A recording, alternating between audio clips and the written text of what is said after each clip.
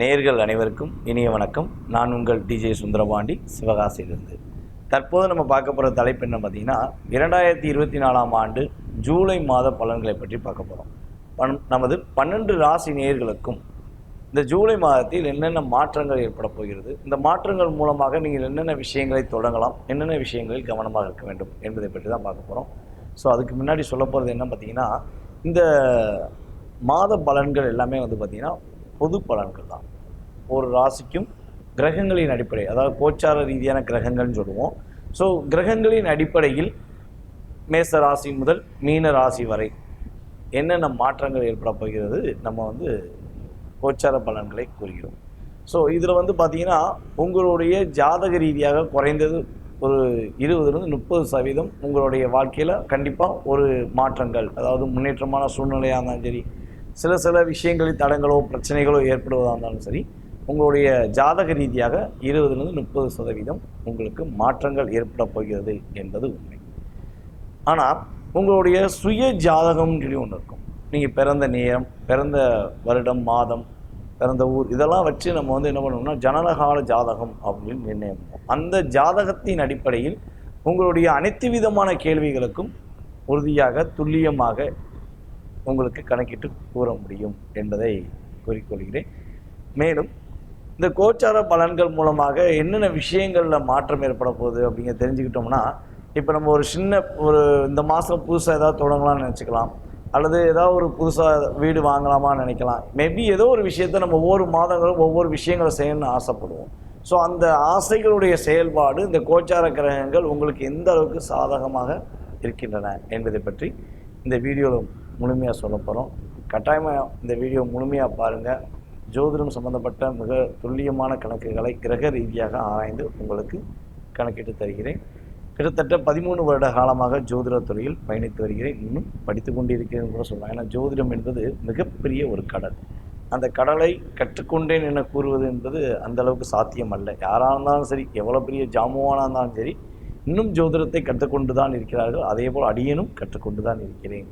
So அதன் அடிப்படையில் நான் கற்றறிந்த சில விஷயங்களை உங்களுக்கு மாத பலன்களாக, கோச்சார ரீதியான மாத பலன்களாக தருகிறேன். ஓகேவா? சரி, இப்போ நம்ம இந்த ஜூலை மாதத்தில் கிரகங்களின், கோச்சார கிரகங்களின் அடிப்படை எப்படி இருக்கிறது, அதாவது மேச ராசி முதல் மீன ராசி வரை எந்தெந்த ராசிகளில் ஜூலை மாதத்தில் கிரகங்கள் அமர்ந்திருக்கின்றன என்பதை பற்றி பார்ப்போம். மேச ராசியின் அதிபதியான செவ்வாய் பகவான் அமர்ந்திருக்கிறார். செவ்வாய் பகவான் பார்த்தீங்கன்னா 12ஆம் தேதி வரையும் மேச ராசியில் அமர்ந்திருப்பார். அதுக்கப்புறம் பார்த்தீங்கன்னா ரிஷப ராசிக்கு இடம்பெறுவார். அப்போ 12ஆம் தேதி வரையும் செவ்வாய் பகவான் மேச ராசியிலும், அதே போல் நமது குரு பகவான், அதாவது அனைவருக்குமே மிக பிடித்தமான கிரகம் அப்படின்னு பார்த்தீங்கன்னா குரு பகவானை தான் நம்ம ரொம்ப விரும்புவோம். ஸோ அதை ஒரு சுப கிரகம் அப்படின்னு சொல்லுவோம். சுப கிரகமான குரு பகவான் ரிஷப ராசியில் அமர்ந்திருக்கிறார் என்ன பார்க்கிறோம். அதே போல் பார்த்தீங்கன்னா சூரிய பகவானை வச்சு தான் ஒவ்வொரு மாத பலன்களுமே எடுத்துக்கிட்டு இருக்கோம். சூரிய பகவான் தான் தலைமை கிரகம். நவகிரகங்களின் அதிபதியாக விளங்குவரே சூரிய பகவான் தான். ஸோ சூரிய பகவான் மிதுன ராசியில் 17ஆம் தேதி வரையும் மிதுன ராசியில் அமர்ந்திருப்பார். 17க்கு அப்புறம் சூரிய பகவான் என்ன பண்ணுறாருன்னா மிதுன ராசியிலிருந்து கடக ராசிக்கு பயணிப்பார் என பார்க்கிறோம். தமிழ் மாதம் என்னைக்கு பிறக்குதோ அந்த மாதம்தான் சூரிய பகவான் ஒரு ராசியை விட்டு இன்னொரு ராசியை விட்டு கடந்து செல்வார் என்பது உண்மை. ஸோ அப்போ இந்த ஜூலை மாதத்தில் ஆனி மாதம் ஓடிக்கிறது. இந்த ஆனி மாதமானது 32 நாட்கள் இருக்கும். ஸோ இந்த ஆனி மாதத்தில் 32 நாட்கள் இருக்கிறனால சூரிய பகவான் 17 நாட்கள் வரையும் மிதுன ராசியில் அமர்ந்திருப்பார்.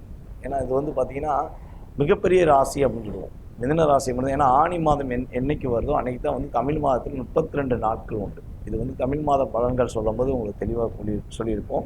ஸோ அதே போல் பார்த்திங்கன்னா மிதுன ராசியில் சூரிய பகவான் கொஞ்சம் அதிக நாட்கள் இருப்பார். அப்படிங்கும்போது கடகராசிக்குள் அவர் 18ஆம் தேதியிலிருந்து பயணம் செய்வார் என்பது பார்க்கிறோம். சரி, அதுக்கு அடுத்தபடியாக பார்த்திங்கன்னா சுக்கிர பகவான் பார்த்திங்கன்னா மிதுன ராசி தான். சூரியனோடு சேர்ந்த சுக்கிரன் கிட்டத்தட்ட 7ஆம் தேதி வரையும் சுக்கிரன் சூரியனோடு சேர்ந்து பயணிப்பார் மிதுன ராசியில். அப்புறம் 7ஆம் தேதிக்கு மேலே அவர் என்ன பண்ணுறாருன்னா கடகராசிக்குள் பயணிப்பார் என பார்க்கிறோம். ஸோ அதே போல் புதன் பகவான் கடகராசியில் கிட்டத்தட்ட 18ஆம் தேதி அவர் கடகராசிக்கு பயணித்துட்டு அதுக்கப்புறம் சிம்ம ராசிக்கு மாறுகிறார். கன்னி ராசியில் கேது பகவான். கேது பகவான் வந்து ஆல்ரெடி பார்த்திங்கன்னா நவம்பர் மாதம் பயிற்சியானவர் அதே கன்னி ராசிக்குள்ளே உட்காந்துருக்காரு. ஸோ கன்னி ராசியில் கிட்டத்தட்ட வந்து நவம்பர் மாதத்துலேருந்து 1.5 வருட காலம் கேது அங்கே தான் அமர்ந்திருப்பார். எப்பவுமே கேது பகவான் எங்கே அமர்ந்திருக்காரோ அதுக்கு எதிர் திசையில், அதாவது அதனுடைய 7ஆம் பாவகத்தில் ராகு அமர்ந்திருப்பார் என பார்க்கிறோம். ஸோ அப்போ ராகு பகவான் வந்து பார்த்திங்கன்னா மீன ராசியில் அமர்ந்திருக்கிறார் என பார்க்கிறோம். இதில் இந்த சனி பகவான் இருக்கார் பார்த்தீங்களா, சனி பகவான் வந்து கிட்டத்தட்ட இப்போ கும்ப ராசியில் அமர்ந்திருக்கிறார். சனி பகவான் வக்கர நிலையில் அமர்ந்திருக்கிறார். கும்ப ராசியில் வக்கர நிலையில் அமர்ந்திருக்கிறார் என பார்க்கிறோம். ஸோ இந்த கிரகங்களின் அடிப்படை சந்திர பகவானை தவிர்த்து மற்ற ஏனைய கிரகங்களின் அடிப்படையில் நம்ம வந்து பலன்களை கணித்து குறிப்பிடுகிறோம். ஸோ இப்போ வந்து இந்த வீடியோ நீங்கள் முழுசாக பார்த்தீங்கன்னா உங்களுக்கு இந்த மாதத்தில் ஏற்படுகின்ற மாற்றங்களும் முன்னேற்றங்களும் உறுதியாக அறிந்து கொள்ளலாம் என கூறுகிறேன். வாங்க நம்ம வீடியோக்குள்ள போகலாம்.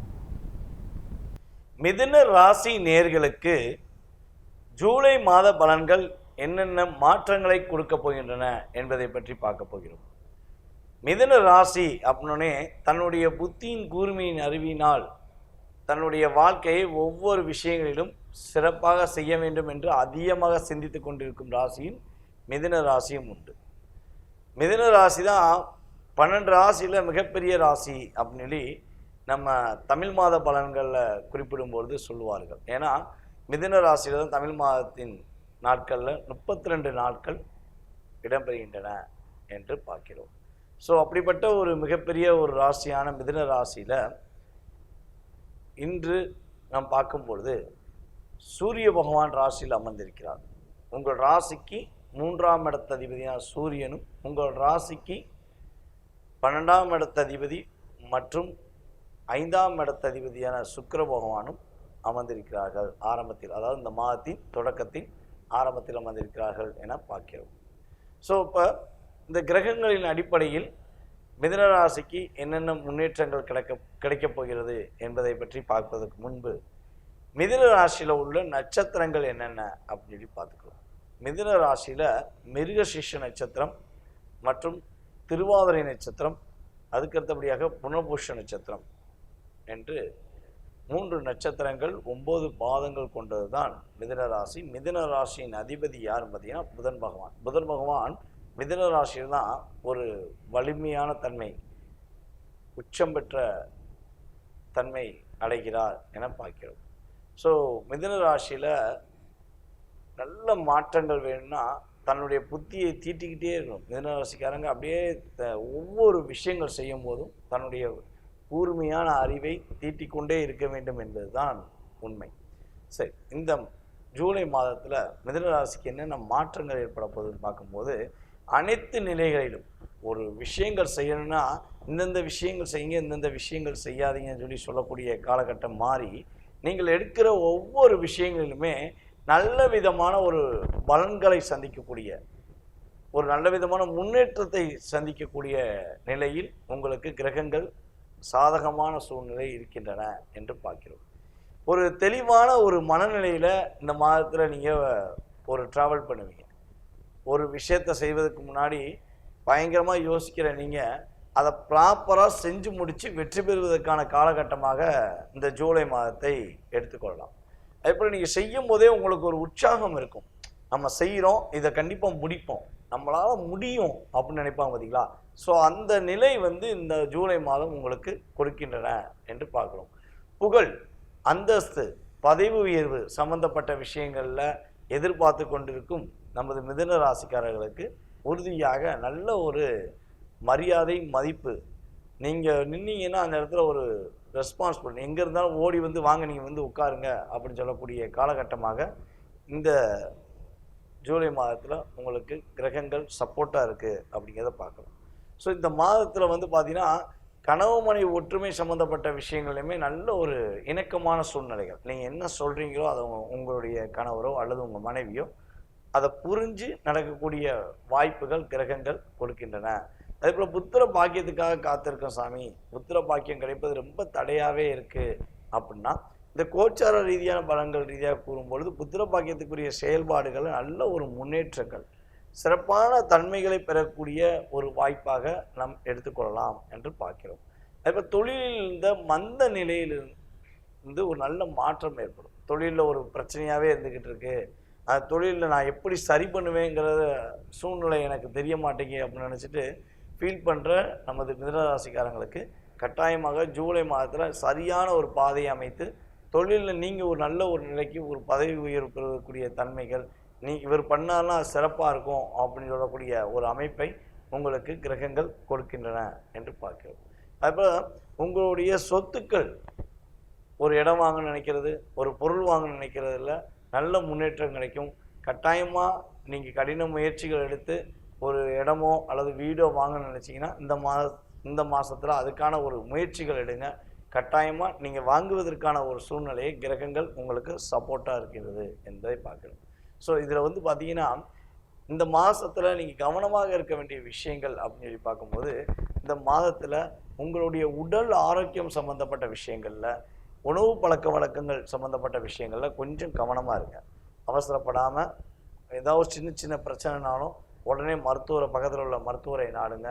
அதுக்கு சரியான தீர்வை தேர்ந்தெடுத்து சரியான முறையில் நீங்கள் பார்த்தீங்கன்னா கட்டாயமாக உங்களுக்கு கிரக ரீதியாக ஏற்படுகின்ற பாதிப்பு தன்மையிலிருந்து நல்ல மாற்றங்களும் நல்ல முன்னேற்றங்களும் உறுதியாக உண்டு என்று பார்க்கிறோம்.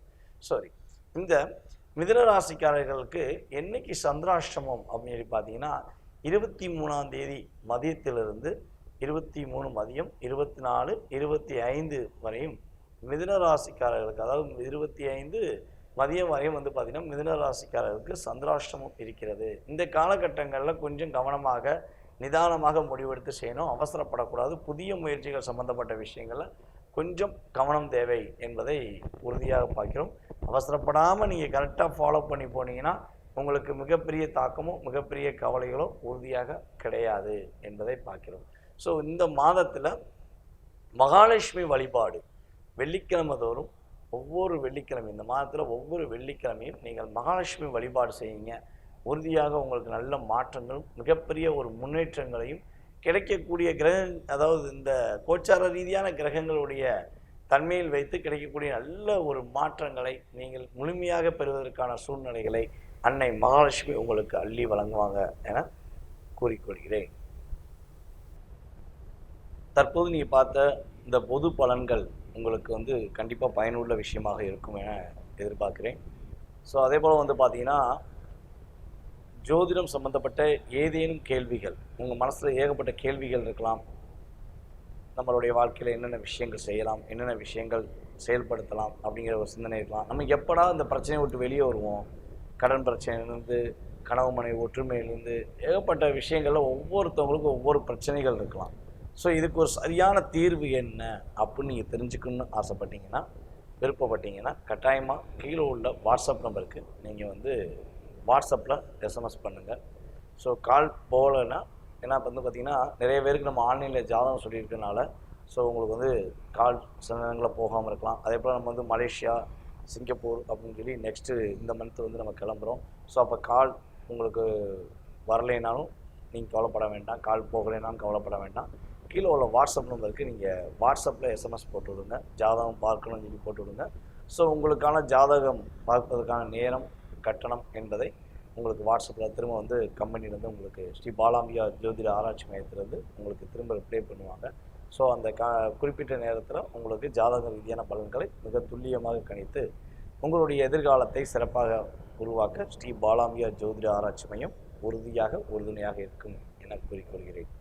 அதே போல் நிறைய பேர் கேட்காங்க, சாமி எனக்கு டேட் ஆஃப் பர்த் தெரியல, எங்கள் வீட்டில் வந்து குறித்து வைக்கலை, அப்போ எனக்கு ஜாதகம் பார்க்க முடியுமா அப்படின்னு கேட்காங்க. ஸோ அப்படி கேட்குறவங்களுக்கு கட்டாயமாக சொல்கிறேன், வந்து பார்த்துக்கோங்க. பிரசன ரீதியாக வெத்தலை பிரசனம் மூலமாக பார்க்கலாம். நீங்கள் கேட்குற கேள்வியின் நேரத்தையும் அடிப்படையாக கொண்டு உங்களுடைய எதிர்காலத்தை கணிக்க முடியும். கடந்த கால நிகழ்வுகளையும் எதிர்கால வாழ்க்கையும் மிக துல்லியமாக கணிக்க முடியும் என்பது உண்மை. ஸோ அதே போல் வாஸ்து ரீதியாக உங்கள் வீடோட வாஸ்து பார்த்தோம்னா நீங்கள் எந்த வருடத்தில் உள்ளே போனீங்க, எந்த வருடத்திலேருந்து என்னென்ன மாற்றங்கள் இருக்குது, என்ன மாதிரி பிரச்சனைகள்லாம் நீங்கள் சந்திச்சிங்க அப்படிங்கிறத உங்களுடைய வாஸ்தை வைத்து மிக துல்லியமாக உங்களுக்கு ஜாதக பலனை கூற முடியும் என கூறிக்கொள்கிறேன். ஸோ கால் போகலைனாலும் கவலைப்பட வேண்டாம். ஏன்னா வந்து வெளிநாடுகள்லாம் நம்ம போகிறனாலும் உங்களுக்கு கால்ஸ் வராமல் இருக்கும். நீங்கள் கீழே உள்ள வாட்ஸ்அப் நம்பருக்கு எஸ்எம்எஸ் போட்டு விடுங்க. உங்களுக்கு உங்களுடைய எதிர்காலத்தை மிக துல்லியமாக கணித்து தர நான் காத்திருக்கிறேன். வாழ்க வளமுடன். நான் உங்கள் டிஜே சுந்தரபாண்டி, சிவகாசியிலிருந்து. நன்றி, வணக்கம்.